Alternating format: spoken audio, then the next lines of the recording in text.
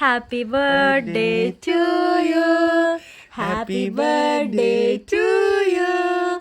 Happy birthday to you, dear Lalluche. Happy birthday to you. Second birthday ആയി കള്ള. Gift വേണ്ടേ? ഗിഫ്റ്റാ? Gift ഇതാ. Hi hi hi hi. Silver കുഞ്ഞിന് gift. അമിതരാ ഇത് പിച്ചോ. വാവ്, ഇടട്ടെ കയ്യില്. ഹായ് മാഷാഅല്ലാ. Hi super. ഉമ്മ കുട്ടിക്ക് ഗിഫ്റ്റ്.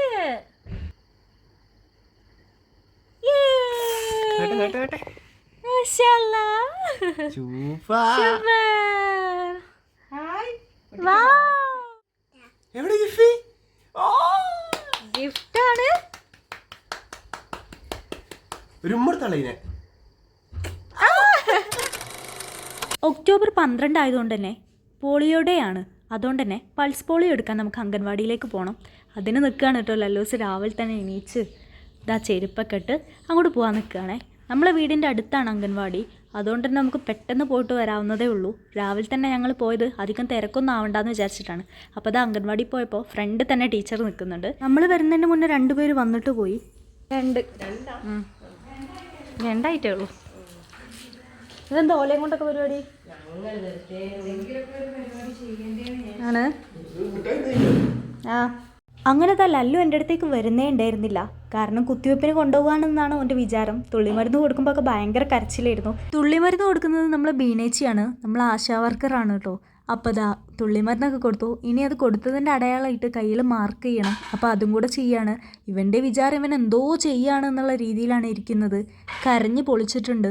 അപ്പോൾ അതാ നമ്മൾ വേഗം പിന്നെ വീട്ടിലേക്ക് തന്നെ വന്നിട്ട് നമുക്ക് കുറച്ച് അല്ലറ ചില്ലറ പരിപാടി ഉണ്ട്. പരിപാടി പ്രത്യേകിച്ച് വേറൊന്നുമില്ല. കുറച്ചധികം ബലൂൺ തന്നെ ഉണ്ട്. അതിതാ ഇതുപോലെ ഊതി വീർപ്പിച്ചിട്ട് നമുക്കൊന്ന് സെറ്റ് ചെയ്യണം.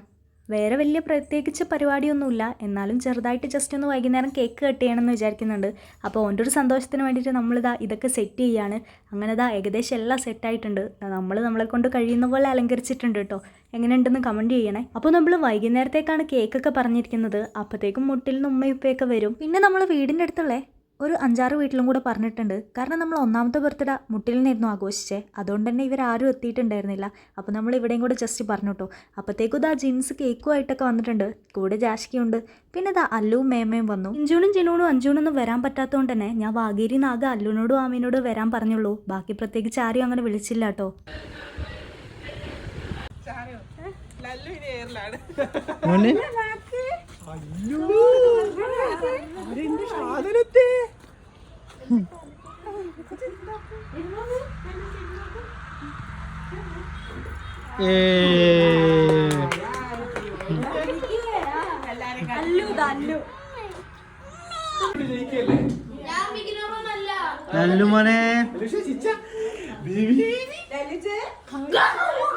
ദാ ഇങ്ങനെ കാണുമ്പോൾ ഒരുപാട് പേരുള്ള പോലെയല്ലേ?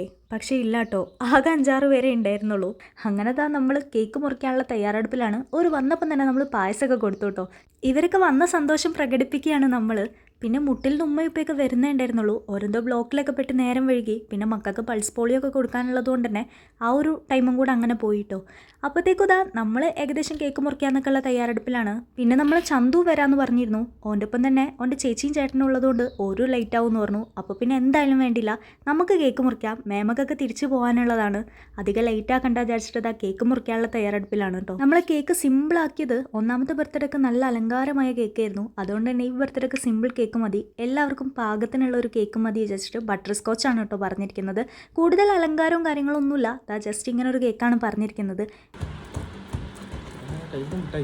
അതൊന്ന് മാറ്റിക്കോ.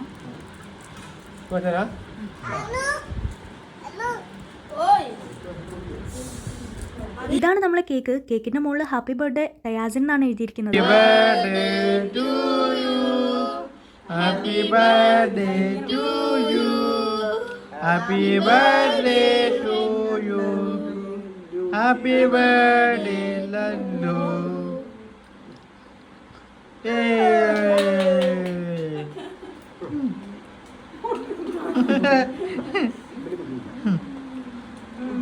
അങ്ങനെ നമ്മൾ കേക്ക് മുറി കഴിഞ്ഞപ്പോഴത്തേക്കും മുട്ടിൽ നിന്ന് ഇതാ എല്ലാവരും വന്നു. നമ്മൾ ഷിട്ടു ബേബി നല്ല ഉറക്കാണ്. എമി വന്നപ്പോഴത്തേക്കും ലല്ലുവിന് ഇതാ എന്താ ചെയ്യേണ്ടതെന്ന് അറിയുന്നില്ല. പിന്നെ ഓരോ ലോകമായിരുന്നു കേട്ടോ. ഇതാ അടിപൊളിയായിട്ട് കളിക്കുകയാണ് രണ്ടാളും. ഞങ്ങളത് നോക്കിയിരിക്കുമായിരുന്നു. അത് കഴിഞ്ഞപ്പോൾ തന്നെ ചന്തുവും ചേട്ടനും വൈഫും എല്ലാവരും വന്നു കേട്ടോ.